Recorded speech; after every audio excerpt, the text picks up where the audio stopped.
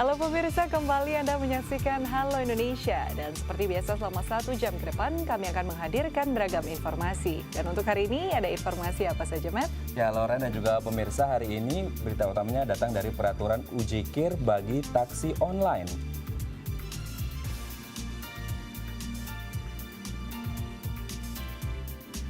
Ada pula Taman Pandang Istana yang diperuntukkan untuk demonstrasi tertib. Selain itu kami juga akan berbincang tentang inovasi baru penanggulangan masalah sampah dengan cacing. Dan inilah Halo Indonesia selengkapnya.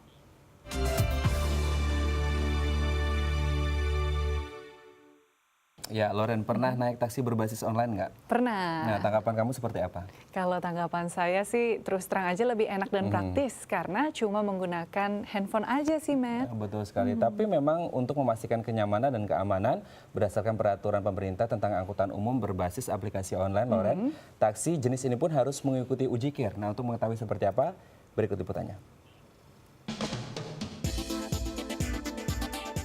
Kementerian Perhubungan Republik Indonesia mengeluarkan Peraturan Menteri Nomor 32 Tahun 2016 mengenai penyelenggaraan angkutan orang dengan kendaraan bermotor tidak dalam trayek. Kebijakan ini dikeluarkan untuk menyamakan kualitas serta kewajiban antara taksi konvensional dengan taksi berbasis aplikasi online. Salah satunya dengan memberlakukan uji KIR. Untuk merespon aturan tersebut, sejumlah pengemudi taksi berbasis online terus mendatangi kantor pengujian kendaraan bermotor atau PKB di Pulau Gadung, Jakarta Timur untuk melakukan uji KIR.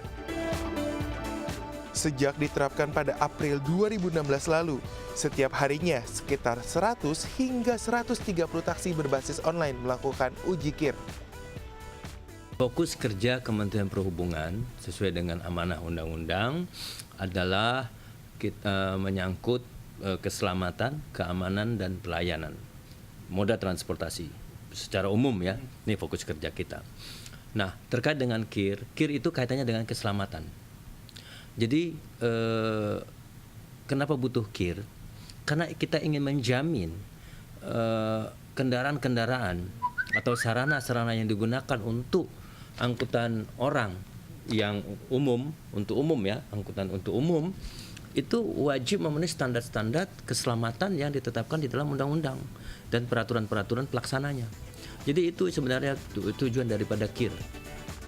Taksi berbasis online tak hanya mendapatkan plat lulus uji KIR, namun juga mendapatkan tanda khusus yang mencirikan kendaraan sebagai angkutan umum yang dilengkapi dengan buku uji KIR. Hingga 6 Agustus 2016, sudah ada sekitar 1.954 taksi berbasis aplikasi online yang melakukan uji KIR. Namun, 180 diantaranya belum dinyatakan lolos uji kelayakan. Namun mengingat kendaraan ini, angkutan khususnya taksi online ini adalah kendaraan yang umurnya masih di bawah 5 tahun, itu secara umum kendaraannya baik-baik semua. Cuma mengingat dia faktor kondisi operasional di lapangan, kan kita ketahui bersama bahwa kendaraan taksi online ini telah beroperasi namun belum dilakukan uji. Jadi pada saat di lapangan bisa saja dia keserempet, itu terjadi di bodi maupun di mika lampu sen kanan kirinya. Dan juga ada sedikit yang emisinya maupun gaya remnya kurang. Itu yang kebanyakan faktor teknis yang menyebabkan angkutan sewa berbasis aplikasi tersebut tidak lulus uji. Demikian. Agar kendaraan dapat dinyatakan lulus uji KIR, beberapa tahap pemeriksaan kendaraan dilakukan. Mulai dari uji dimensi kendaraan, uji kelayakan oleh tim mekanis, hingga pengecekan suspensi dan kualitas mesin. Albert Indrawan, Leonardo Ando, Tim Dai TV, Jakarta. Ya, pemirsa, beberapa waktu terakhir pemilik transportasi berbasis online harus melakukan uji KIR terhadap kendaraan yang akan digunakan dalam melakukan operasional. Dan ternyata regulasi ini pun memiliki beragam pendapat dari para pengemudi taksi online. Berikut liputan selengkapnya.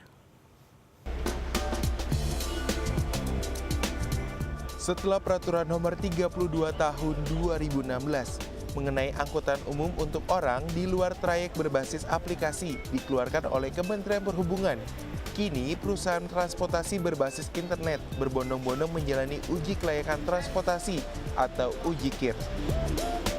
Seperti yang terlihat di kantor pengujian kendaraan bermotor atau PKB Pulau Gadung, Jakarta Timur. Berbagai tanggapan dari para pengemudi taksi online pun bermunculan mengenai aturan yang mengharuskan adanya uji kir tersebut. Kalau tanggapan saya sih positif-positif aja sih. Karena peraturan ya dibuat ya udah kita ikutin aja gitu loh. Saya sih nggak ada penolakan atau apa sih gitu. Kalau dari saya. Kalau positif thinking saya aja kan ini mobil memang untuk nyari nafkah nih buat saya. Ya dengan saya ngkir mobil saya berarti saya ntar di jalanan nyari nafkahnya udah aman dong berarti. Mobil saya nggak bakal dikandangin, nggak bakal direcokin lagi di jalan mungkin. Nah, jadi saya nariknya juga lebih have fun lagi gitu. Ya nanggapnya saya langsung ini ya was-was saja karena kita satu-satunya kendaraan pribadi saya kalau kita nggak lengkapin uji kirnya takut kenapa-kenapa nanti dikandangin. Uji kir yang dilakukan bukan semata-mata untuk memenuhi kewajiban para pemilik angkutan umum untuk menjalankan aturan. Namun, ada berbagai aspek positif dengan dijalankan aturan tersebut. Tujuan dilaksanakan KIR atau uji layak jalan ini adalah dalam rangka menjaga keselamatan lalu lintas dan angkutan jalan. Apalagi yang namanya kendaraan angkutan umum adalah akan membawa penumpang yang notabene itu adalah orang lain. Jadi harus dijaga keselamatannya baik mengenai kondisi teknis kendaraannya, kredibilitas drivernya atau pengemudinya juga memiliki sertifikat daripada SIM yang tadi umum tadi dan ya untuk menjaga dari faktor keselamatan dan keamanan dari penumpang yang dibawanya tersebut. Albert Indrawan, Leonardo Ando, Tim DTV, Jakarta. Beralih ke informasi lainnya, pemirsa, taman sebagai ruang terbuka hijau biasa dimanfaatkan masyarakat banyak untuk berekreasi. Ya, namun kali ini pemerintah Provinsi DKI Jakarta mendirikan taman yang dapat digunakan bagi masyarakat untuk menyampaikan aspirasinya secara tertib di Taman Pandang Istana.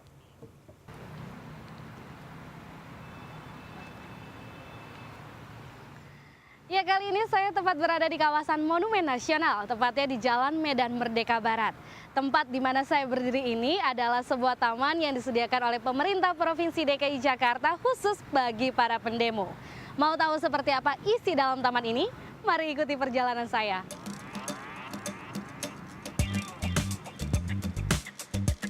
Juli 2016 lalu, Gubernur DKI Jakarta Basuki Cahayapurnama meresmikan taman yang berhadapan langsung dengan Istana Negara. Ya, taman ini disebut sebagai Taman Pandang Istana atau Taman Aspirasi. Seperti fungsinya, taman ini dibuat dan diperuntukkan bagi masyarakat yang ingin menyampaikan pendapat atau aspirasi mereka tentang kebijakan pemerintah dan sebagainya. Ya pemirsa, bagi Anda yang berkunjung ke Taman Aspirasi ini, Anda akan melihat sebuah dinding yang diberi nama Dinding Aspirasi. Ini adalah dinding yang disediakan untuk para pendemo atau masyarakat yang ingin menyampaikan aspirasinya dalam bentuk karya seni. Seperti yang ada di belakang saya ini.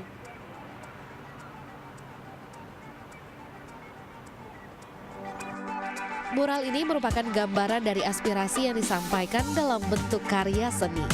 Tak hanya mural, terdapat banyak lampion cantik yang menggantung di area taman ini. Ini bukan lampion biasa, tapi lampion yang memiliki nilai seni. Sekeliling taman pun dipenuhi dengan ornamen yang sedap dipandang. Seperti adanya kain rajut dengan motif bunga warna-warni yang menggantung di sisi kiri taman. Selain itu, ada pula tulisan motivasi di lantai taman yang berasal dari tokoh-tokoh nasional, salah satunya Buya Hamka. Pemerintah DKI Jakarta membangun Taman Pandang dengan fungsi dan tujuan sebagai sarana bagi masyarakat untuk menyampaikan gagasan serta aspirasi melalui kegiatan kreatif dan kolaboratif. Meluaskan persepsi menuai inspirasi, Taman Aspirasi hadir dengan tujuan untuk memberikan kolaborasi bagi publik dalam membangun Indonesia yang berbineka tunggal ika. Abrisani Angelin, Kerdina Skolani, DAI TV.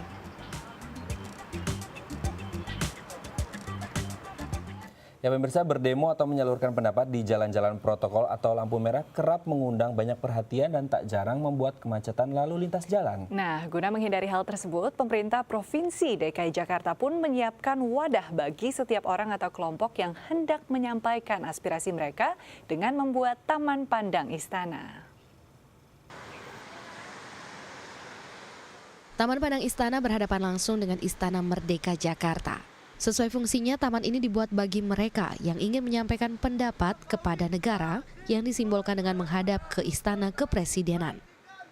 Taman ini merupakan taman pertama yang bisa digunakan untuk menyalurkan pendapat atau berdemonstrasi, yang digagas oleh pemerintah Provinsi DKI Jakarta bekerja sama dengan salah satu perusahaan semen melalui program tanggung jawab sosial. Masyarakat pun menyambut baik kehadiran Taman Pandang Istana ini. Bagus pendemo itu dialihkan ke taman gitu kan. Cuman kalau bisa itu di taman itu disediakan tempat khusus untuk pendemo gitu agar taman itu tidak rusak. Kalau dibilang di taman nanti dia bisa tersebar di mana saja dan bisa merusak fasilitas taman, tanaman gitu. Jadi menurut saya itu bagus. Cuman kalau bisa sediakan tempat khusus untuk para pendemo gitu, Mbak. Menurut saya sih bagus karena mereka dibuatkan satu tempat untuk menyampaikan aspirasi supaya mereka tuh nggak turun ke jalan dan buat kemacetan yang parah sih menurut saya. Kalau udah mereka demo bakar ban atau segala macam, saya sih setuju. Adanya taman yang baru diresmikan oleh Pemprov DKI dengan namanya Taman Diponegoro, menurut saya juga bagus sebagai taman aspirasi atau taman seni. Jadi misalkan kita juga mempunyai aspirasi untuk melakukan kampanye, juga bisa melakukan dengan seni itu, baik dengan gambar dan sebagainya. Pengamat tata kota Nirwono Yoga mengemukakan pendapatnya terkait letak taman yang telah disediakan oleh Pemprov DKI Jakarta untuk para pendemo. Ia menilai bahwa pemerintah pun harus bisa melihat fungsi sebenarnya dari taman sendiri. Lihat ini sebenarnya lebih tepatnya bukan disebut taman ya, karena lebih banyak perkerasannya sebenarnya daripada ruang hijaunya. Jadi lebih tepat kalau ini disebut pada ruang publik gitu kan, karena fungsinya juga sebenarnya bukan sebagai daerah resapan air, bukan sebagai bagian dari taman, tapi kalau sebagai ruang publik ya ini bisa disebut sebagai bagian untuk penyediaan ruang aspirasi bagi warga Jakarta. Kalau memang ini model ini bisa dikembangkan lagi, saya justru mendorong adanya ruang-ruang publik seperti ini yang tepat berhadapan dengan pemerintah. Contohnya kalau kita bicara di aspirasi untuk pemerintah Indonesia, itu lebih tepatnya kita menyediakan ruang aspirasi ini di dekat ruang sekretaris negara yang berada di Jalan Juanda, karena itu akan berhadapan langsung dengan kantor sekretariat negara di mana menteri maupun juga presiden sedang bekerja atau rapat di ruang itu. Artinya kalau pemerintah menyediakan ruang aspirasi masyarakat bisa langsung didengar oleh pemerintah gitu. Kalau untuk Pemprov DKI akan lebih tepat lagi kalau kita menyediakan ruangnya itu tepat di seberangnya di balai kota, sehingga kalau itu ada aspirasi untuk pemerintah DKI Jakarta juga bisa langsung didengar oleh gubernur gitu. Taman Pandang Istana dapat dimanfaatkan oleh siapa saja untuk menyalurkan pendapat, asalkan kegiatan tersebut tidak sampai mengganggu ketertiban umum dan sesuai dengan aturan. Aprisani Angelin, Kardin Askolani, DAI TV. Ya pemirsa, selanjutnya kita akan berbincang tentang inovasi baru penanggulangan masalah sampah dengan cacing. Namun setelah jeda berikut, tetap bersama kami di Halo Indonesia.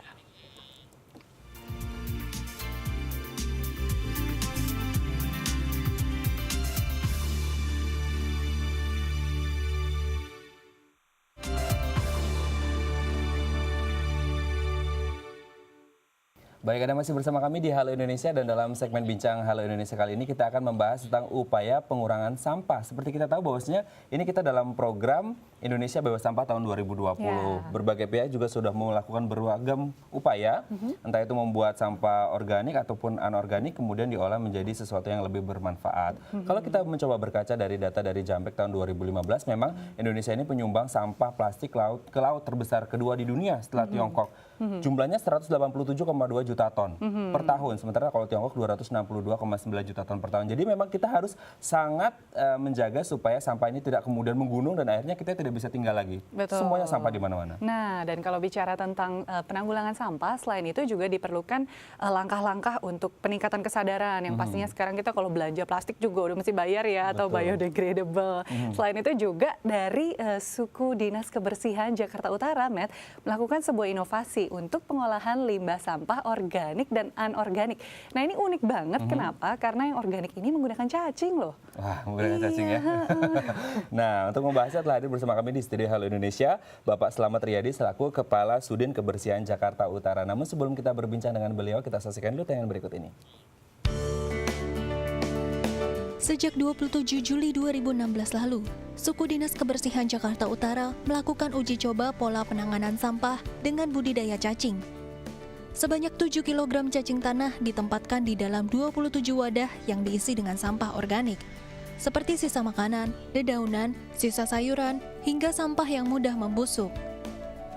Masing-masing dari wadah diisi dengan 1/4 kilogram cacing dan 1/4 kilogram sampah organik yang telah diendapkan selama 1 hingga 2 hari.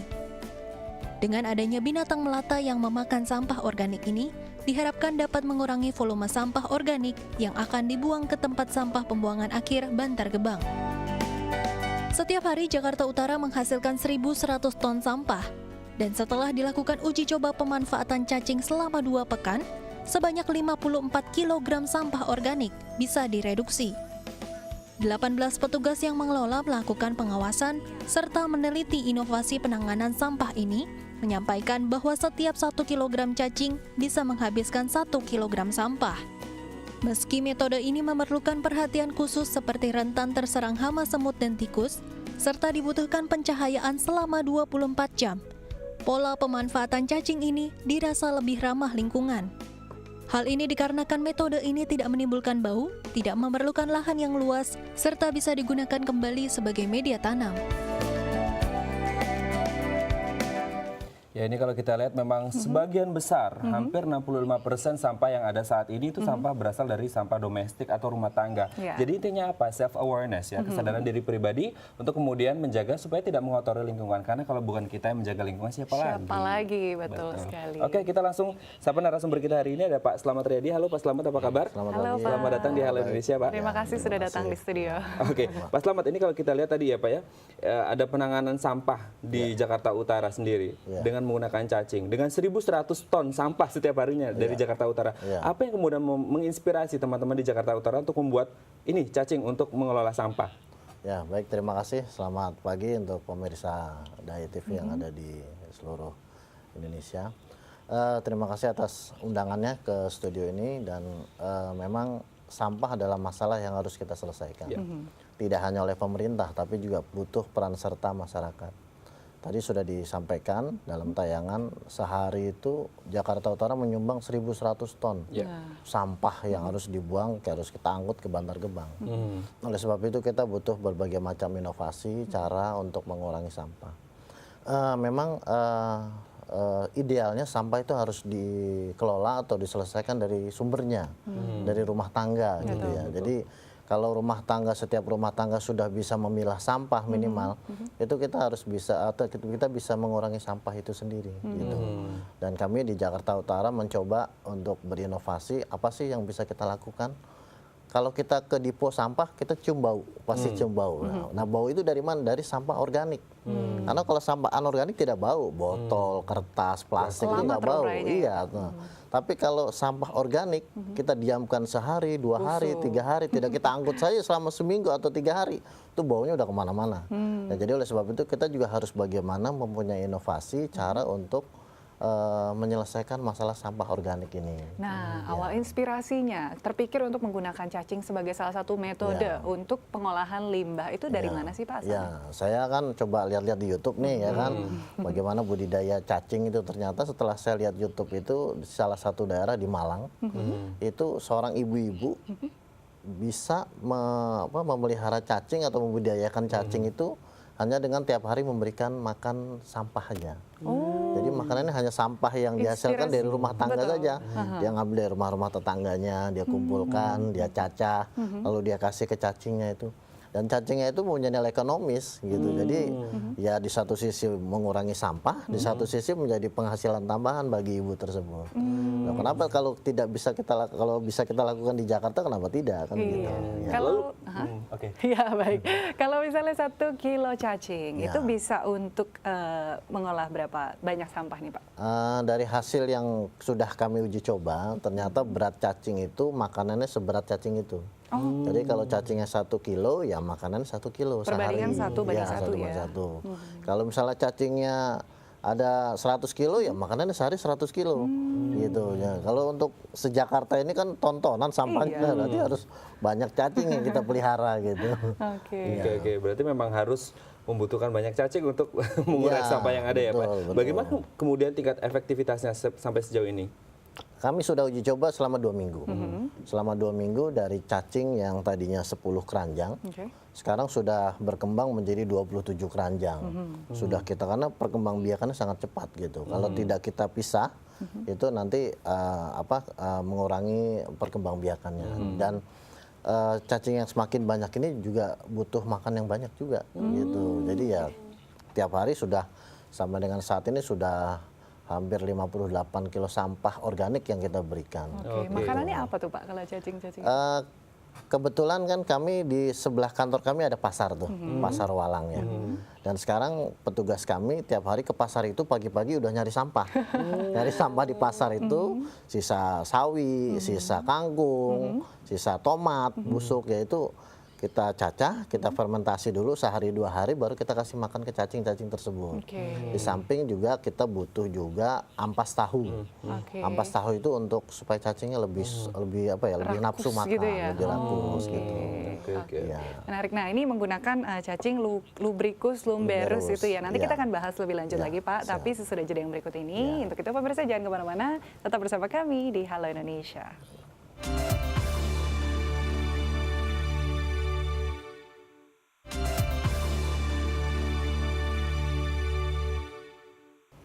Baik, Anda masih bersama kami di segmen Bincang Halo Indonesia. Ini semua upaya sudah dilakukan, salah satunya tadi kita sudah membahas dari Jakarta Utara sendiri yang kemudian menggunakan cacing untuk mengolah sampah, memang dalam rangka untuk Indonesia bebas sampah tahun 2020. Ini kalau kita mencoba menilik ke belakang, tanggal 21 Februari lalu memang dari KLHK mengampanyekan untuk Indonesia bebas sampah di Hari Peduli Sampah Nasional, kemudian didukung oleh banyak sekali, ada 1024 komunitas di 155 kota kabupaten untuk sama-sama mengurangi jumlah sampah yang ada di Indonesia. Iya, dan ini merupakan inovasi terbaru yang dilakukan oleh Suku Dinas Kebersihan dari Jakarta Utara ya. Iya, yang pertama loh ini. Seperti apa dan nanti akan bisa dikembangkan lebih jauh seperti apa. Yuk mari kita ngobrol lagi. Oke, kembali ke Pak Slamet. Pak Slamet, tadi sebelum break kita berbicara cacingnya Lumbricus luberus. Kenapa harus cacing jenis ini?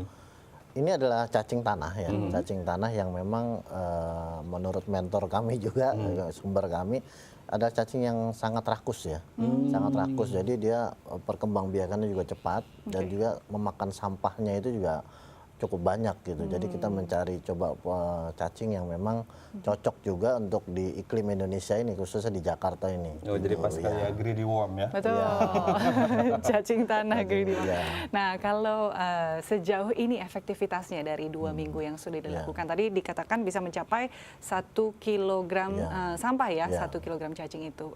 Bagaimana nih Pak, berapa awalnya penelitiannya, bagaimana perkembangannya sampai sekarang? Ya, awalnya kita coba dengan 10 keranjang ya, 10 keranjang sampah. Setelah beberapa hari kita kasih makan, ternyata begitu kita buka, kita teliti lagi, ternyata sudah mulai berkembang biak. Dan cacingnya juga sudah mulai gemuk-gemuk gitu. Sehingga akhirnya dari 10 tempat itu kita coba kembangkan, kita pisah. Karena kalau terlalu sempit juga, cacingnya kasihan juga. Mungkin geraknya agak terbatas. Jadi kita coba kembangkan dan sekarang sudah ada 27 wadah yang kita sudah ada dari perkembangbiakan cacing tersebut. Oke, berarti memang cacing yang sudah ada dari 10 keranjang sekarang sudah menjadi 27 keranjang. Ini memang hasil perkembangbiakan dari cacing ini sendiri? Iya, betul. Dengan mereka mengolah sampah ini sendiri? Iya, dengan makannya sampah dan ampas tahu itu. Jadi petugas kami ada 18 orang di Sudin Jakarta Utara yang saya tugaskan khusus untuk coba membudidayakan cacing dan sampah. Jadi sampah itu dicacah, difermentasi dulu 1 hari 2 hari, lalu buat pakan cacing. Gitu. Dan alhamdulillah ya sekarang cacingnya sudah mulai bisa kita kembangkan. 27 wadah, satu wadah itu kira-kira bisa mengonsumsi berapa sampah satu harinya? Ya, 1 hari kita sekarang sudah bisa memberikan 5 kilo sampah. 5 kilo sampah? Ya, 1 hari sekarang nih. Jadi 2 kilo ampas tahu, 3 kilo sampah organik itu yang kita ambil dari pasar sebelah itu, pasar Walang gitu ya. Nah, berarti kan tadi Bapak bilang ada 18 peneliti yang saat ini juga masih mengevaluasi indikatornya apa saja, tapi sepertinya juga bisa dikembangkan untuk rumahan ya Pak ya. Nah, kita seperti harapkan apa gitu. tayangannya kita simak dulu di dalam tayangan berikut ini. Pemanfaatan cacing untuk membantu mengatasi permasalahan sampah dinilai cukup berhasil oleh Slamet Riyadi selaku inisiator proyek percontohan. Hal ini tidak terlepas dari sifat cacing yang mampu menghabiskan sampah organik hingga tak tersisa. Oleh karena itu, pola ini akan diterapkan di seluruh tempat pembuangan sampah atau bahkan dari rumah warga masing-masing. Karena jika warga Jakarta berpartisipasi secara keseluruhan, ratusan ton sampah akan tereduksi setiap harinya. Menurut Dewi Ambarsari, membudidayakan cacing tanah hanya membutuhkan bibit cacing tanah, limbah jamur sebagai media tumbuhnya, wadah sebagai habitatnya, air secukupnya, serta sampah organik yang telah dicacah dan diendapkan selama 1 hingga 2 hari. Cara budidayanya sangat mudah sebetulnya. Dia hanya membutuhkan media. Medianya pun dari baklok, limbah baklok jamur, kemudian dibasahi dan ditaruhlah cacing di atasnya. Setelah itu didiamkan saja, dibiarkan saja, diberikan makan setiap hari dan disiram setiap hari dan setiap bulan dipanen. Jadi tidak butuh waktu banyak untuk budidaya cacing di rumah ataupun di mana. Apabila di Jakarta di minimal paling tidak 1% per wilayah DKI itu akan mengurangi sampah per wilayah. Kalau bicara 6.000 atau 60% dari 7.000 ton itu adalah 600 ton. Itu bisa 5% penduduk Jakarta budidaya cacing itu bisa mencapai 58% pengurangan sampah. Ini kalau kita lihat juga menjadi inspirasi tersendiri dari Sudin Kebersihan di Jakarta Utara yang kemudian bisa menginspirasi teman-teman khususnya rumah tangga karena memang kita tahu tadi juga sudah disebutkan oleh Pak Slamet bahwasanya sampah terbesar dari rumah tangga dan kalau memang rumah tangga bisa memelihara atau merawat cacing-cacing ini juga pasti sangat membantu untuk pengurangan sampah ya. Betul sekali ya. Nah, Pak, tadi saya penasaran karena katanya yang digunakan untuk media adalah limbah baklok jamur. Ya. Nah, cuma itu aja, Pak. Sebenarnya tidak juga ya. Baklok itu kan hanya untuk mempercepat pertumbuhan cacing. Nah, apa aja sebenarnya nih Pak cacing kan hidupnya kan di tanah ya. Sebenarnya bisa juga dengan menggunakan tanah yang dicampur kompos ya kan. Lalu juga ya intinya sih makanannya cacing itu gitu. Kalau medianya bisa baklok, bisa kompos campur tanah gitu bisa juga. Kita juga sedang coba untuk menggunakan media kompos gitu, kompos yang kita buat juga dari sisa-sisa makanan juga. Oke, tapi kalau kita mencoba melihat, kalau misalnya nih ada pemirsa yang kemudian menonton, oh ini inspiratif sekali dan mereka ingin mencoba di rumah, kemudian bagaimana cara mendapatkan cacingnya, dari mana, dan adakah perawatan khusus sebenarnya untuk cacing-cacing ini sendiri? Ya, mungkin untuk warga yang benar-benar berminat, ya bisa datang ke kantor kami, nanti bibitnya kita kasih, bakloknya kita kasih, ya kan, ya coba jalankan dulu gitu. Kalau memang dia serius ya akan coba kita bantu gitu. Ya, betul sekali karena memang sampah di Jakarta Utara sendiri satu harinya 1.100 ton kan hanya dari Sudin Kebersihan saja mungkin tidak bisa mencukupi ya. Partisipasi aktif dari warga yang kita butuhkan ya. Nah, kalau berbicara tentang sosialisasi sejauh ini nanti direncanakan akan ini nggak Pak akan ada langkah sosialisasi ke warga, kemudian efek sampingnya biasanya kan orang penasaran itu nanti kalau misalnya piara cacing kenapa nggak ya gitu. Kita sosialisasi, kita arahkan dulu ke kecamatan-kecamatan. Kami di kecamatan ada kepala seksi kebersihan di tingkat kecamatan. Dan kecamatan itu juga ada bank sampah. Nah, jadi selain bank sampah anorganik, coba akan kita kembangkan bank sampah organik ini berupa media cacing ini gitu. Dan bagi masyarakat yang ingin memelihara cacing sebenarnya tidak ada dampaknya ya. Tidak berisik ya kan, miara cacing kan nggak berisik kan gitu. Beda sama miara ayam. Kalau miara ayam mungkin berisik. Tapi kalau miara cacing nggak berisik kan gitu. Jadi tidak ada dampaknya dan tidak ada penyakit yang ditimbulkan gitu. Ya, dampaknya cuma satu, dampak positif ya. Positif, bersih. Tanpa sampah. Ya, betul. Kalau hama tikus, semut itu nggak rawan ya Pak? Ya, itu salah satu hama juga. Hama tikus, semut gitu ya kan. Jadi juga dalam memelihara cacing ini juga tempatnya harus diperhatikan juga. Jangan mudah terkena hama juga. Iya, gitu. tadi Bapak ada sebutkan juga tentang pengolahan limbah untuk yang anorganik tadi dengan pembuatan bank sampah. Ini tadi tentu menarik sekali. Nanti sesudah jeda berikut ini akan kita bahas ya. Jadi pemirsa jangan kemana-mana, tetap bersama kami di Hello Indonesia.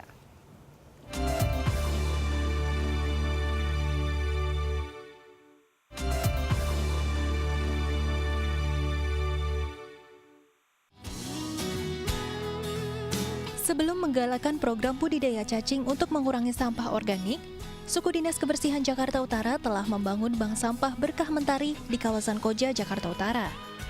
Sejak Maret 2015 lalu, warga bisa menukarkan sampah anorganik yang dikumpulkannya dalam bentuk tabungan. Dibantu 18 petugas, bank sampah ini melayani warga dari jam 8 pagi hingga jam setengah 4 sore. Setiap harinya, bank sampah ini didatangi oleh 15 hingga 20 warga yang bisa menghasilkan 100 kg sampah anorganik. Salah satu daya tarik dari bank sampah ini adalah adanya kartu Sibas. Dari kartu ini, setiap nasabah bisa melihat jumlah saldo yang sudah dikumpulkannya secara online. Kartu ini menambah motivasi warga untuk menabung sampah secara rutin. Tidak heran tercatat lebih dari 350 nasabah tetap yang setiap bulannya bisa mengumpulkan 3 ton sampah anorganik. Menurut Sri Ati Listiani, keberadaan bank sampah ini ditujukan untuk menyadarkan warga akan pentingnya pemilahan sampah. Latar belakang didirikannya bank sampah, semakin hari sampah semakin banyak. Dan untuk mengurangi sampah yang dibuang Bantar Gebang, kita di sini memilah sampah yaitu sampah anorganik. Di mana sampah anorganik itu masih punya nilai ekonomis dan seni. Di mana kalau untuk nilai ekonomis kita masih bisa dijual kembali, dan untuk seninya yaitu bisa didaur ulang, misalkan kayak bungkus-bungkus seperti aqua bisa menjadi hiasan-hiasan, bisa menjadi juga tas-tas gitu yang bisa dimanfaatkan kembali dan bisa dijual kembali. Nah ini yang menarik Loren, dari sampah kita bisa mendapatkan uang. Jangan gara-gara sampah menghabiskan uang, karena kita tahu bahwa Pemprov DKI Jakarta ini dengan 7.500 ton sampah setiap harinya itu menghabiskan dana kurang lebih 2 miliar. Satu harinya 2 miliar. Jangan sampai kemudian 2 miliar ini terbuang percuma, dengan Sibas kita bisa dapat duit. Iya, lebih baik untuk warga ya kan, daripada dibuang-buang, mendingan dikumpulin terus akhirnya bisa mendapatkan pendapatan juga. Nah, jadi berkah lagi buat kita ya. Kita kembali ke Pak Slamet. Pak Slamet, latar belakang apa yang kemudian membuat didirikannya bank sampah? Iya, tadi salah satunya ya mengurangi sampah. Jadi sampah itu kan ada sampah organik dan anorganik. Yang anorganik ini yang berupa botol, kertas, ya kan, lalu juga bekas minuman gitu dalam kemasan. Itu ternyata juga kalau warga peduli dan mau, itu juga bisa menghasilkan juga. Makanya kita buat bank sampah. Konotasi bank kan pasti menyimpan uang ya kan, atau menghasilkan uang. Nah ternyata memang bank sampah ini yang sudah kita bentuk di beberapa tempat, warga merasakan manfaat dari untuk memanfaatkan bank sampah ini gitu. Memang kan bank sampah ini belakangan juga menjadi tren ya Pak, cukup banyak dilakukan baik dari individu maupun organisasi-organisasi.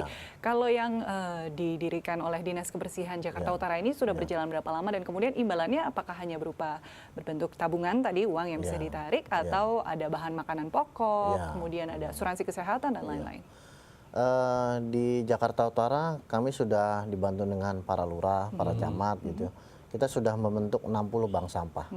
Ada di RT, ada di RW gitu. Jadi warga yang peduli, yang mau kita fasilitasi. Dalam hal ini kita memberikan bimbingan untuk membentuk bank sampah.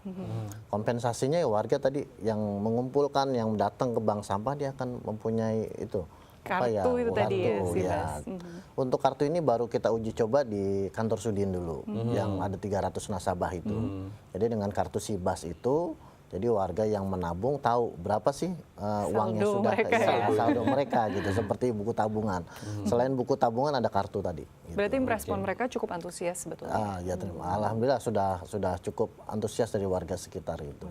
Ada juga yang tadi yang dibilang itu dengan sembako.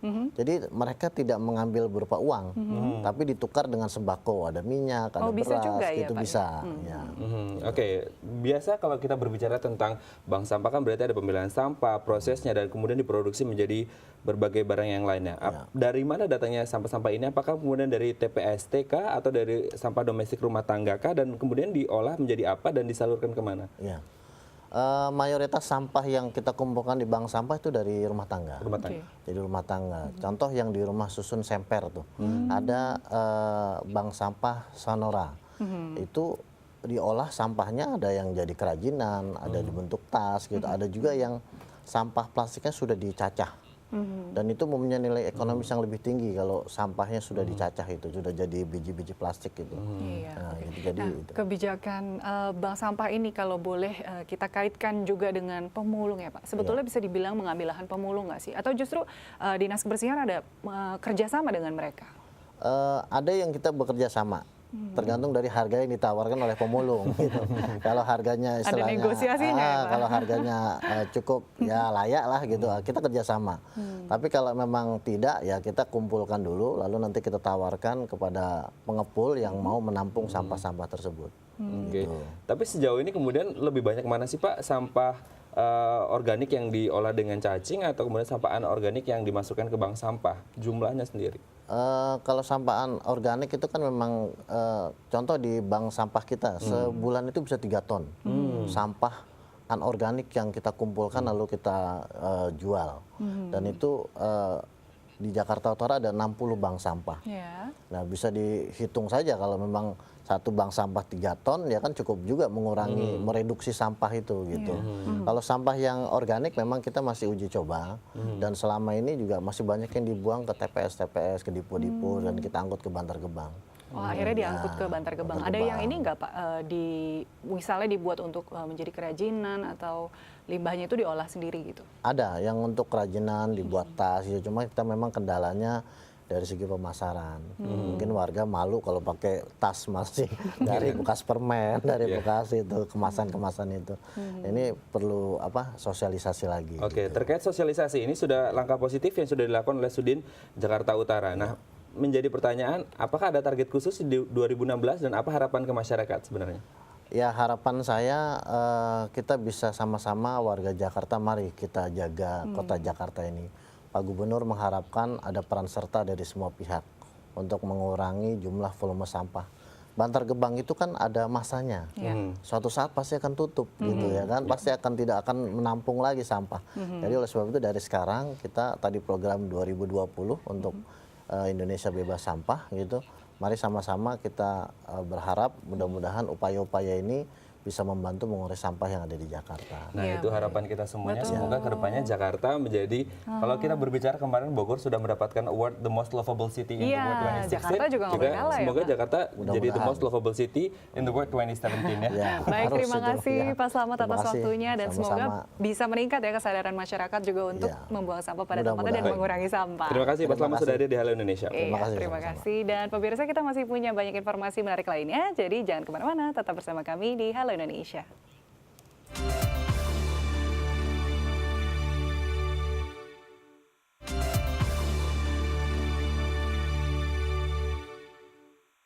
Ya pemirsa, 1 minggu jelang Hari Kemerdekaan, pernak-pernik merah putih memenuhi trotoar sepanjang Jalan Matraman hingga Jatinegara.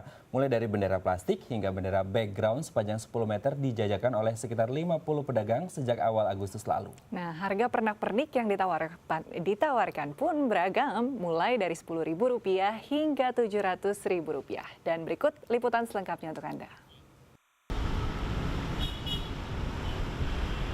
Perayaan Hari Kemerdekaan Republik Indonesia tinggal hitungan hari. Masyarakat pun mulai memburu pernak-pernik kemerdekaan yang seluruhnya bernuansa merah dan putih.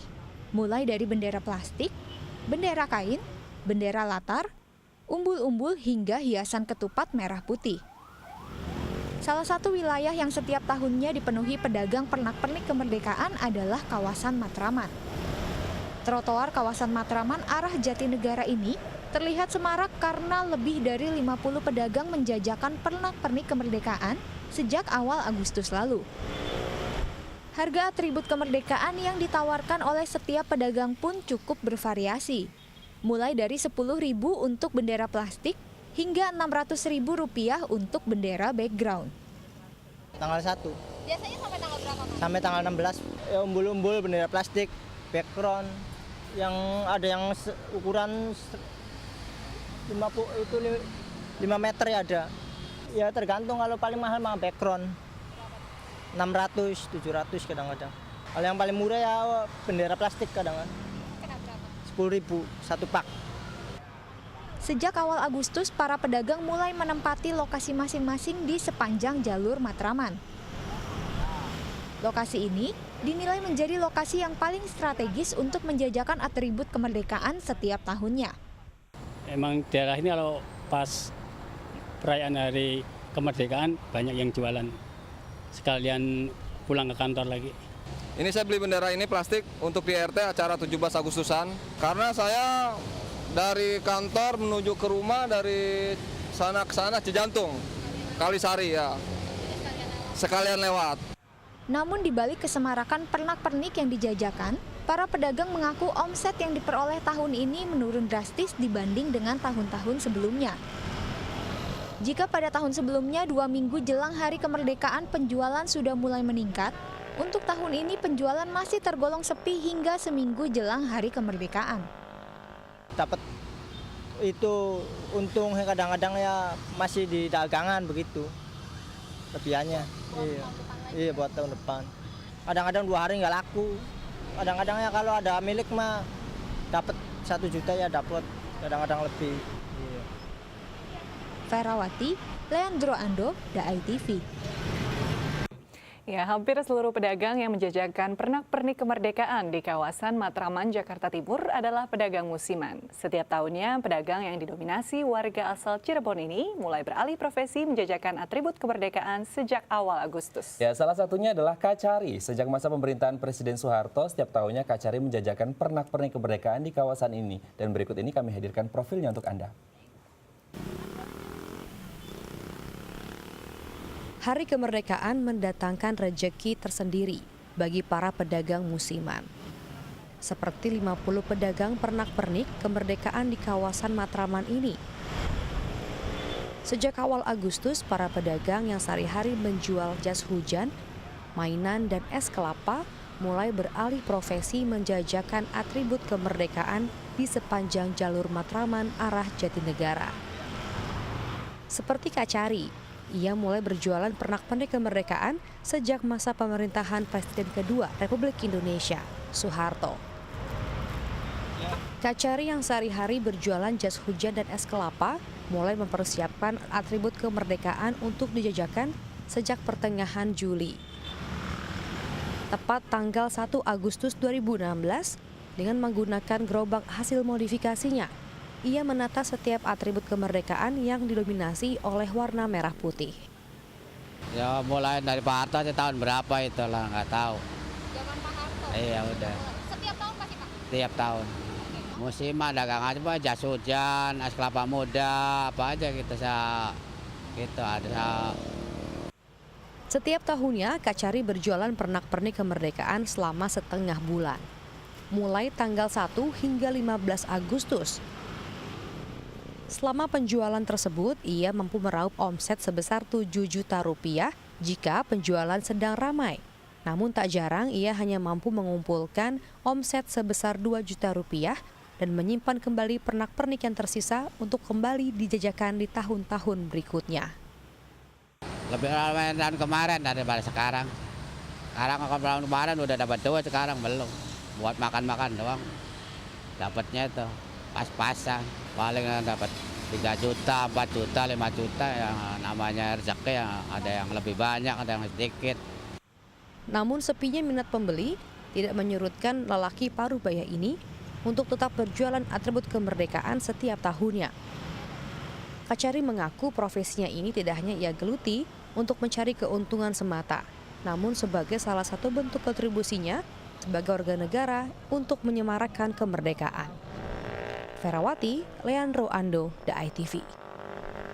Pemirsa, berburu oleh-oleh khas Pulau Bali tak hanya dapat dilakukan di pusat oleh-oleh modern, tapi juga dapat dilakukan di pasar seni tradisional, seperti Pasar Seni Guang yang berlokasi di Jalan Guang, Gianyar, Bali. Ya, lantas oleh-oleh apa saja yang dapat ditemukan di tempat ini? Berikut liputannya untuk Anda.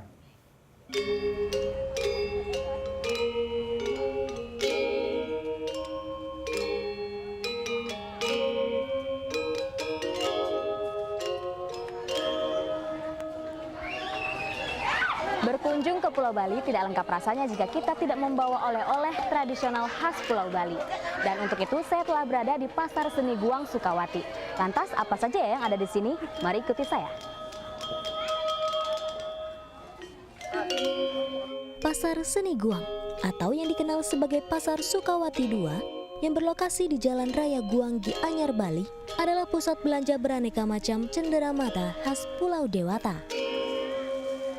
Berbagai oleh-oleh khas Bali bisa dibeli di sini, mulai dari baju barong, kain Bali, aneka sandal, tas, dan topi bermotif etnik, hingga kerajinan seni khas Bali seperti patung, topeng, dan lukisan. Di tengah semakin banyaknya pusat oleh-oleh modern yang ada di Denpasar, Pasar Seni Guang ini masih ramai dari pengunjung. Tak ada yang hilang dari tradisi tawar-menawar antara pedagang dan pembeli. Bila beruntung, wisatawan akan mendapatkan potongan harga yang sangat miring. Selain itu, kelebihan dari Pasar Seni Guang dibanding pasar seni sejenis adalah lahan parkirnya yang luas dan harganya yang relatif murah. Cuman harga sih emang tinggi ya, cuman kita bisa nawarnya gitu separuh harga gitu. Kalau kaos minimal 25.000, kalau sarung-sarung 30.000-an. Kalau turis kan kita naikin, kalau lokal ya agak murahan. Selain terdapat aneka pakaian dan kerajinan seni, Pasar Seni Guang juga menyediakan berbagai macam oleh-oleh makanan khas Bali dan buah-buahan hasil pertanian masyarakat setempat. Sebagian besar pedagang di pasar seni ini adalah warga sekitar yang mengais rezeki melalui wisata belanja ini.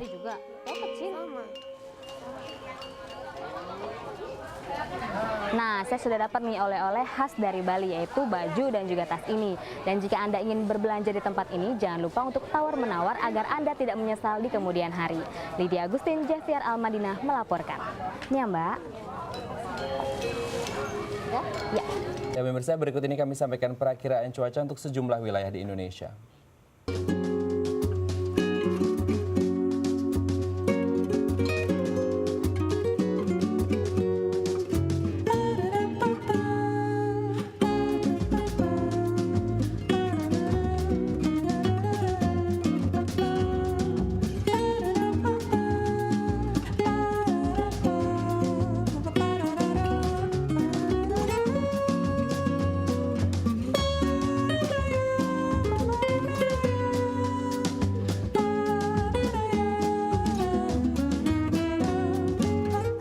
Pemirsa, sekian perjumpaan kita hari ini. Saksikan terus Halo Indonesia dari hari Senin hingga Jumat di waktu yang sama. Ya, jangan lupa follow Twitter kami di @dai_tv dan @haloindo.tv. Akhir kata, saya Lorena Flynn. Dan saya Raden Madlias mewakili seluruh kru yang bertugas. Mohon pamit undur diri. Sampai jumpa dan selamat beraktivitas.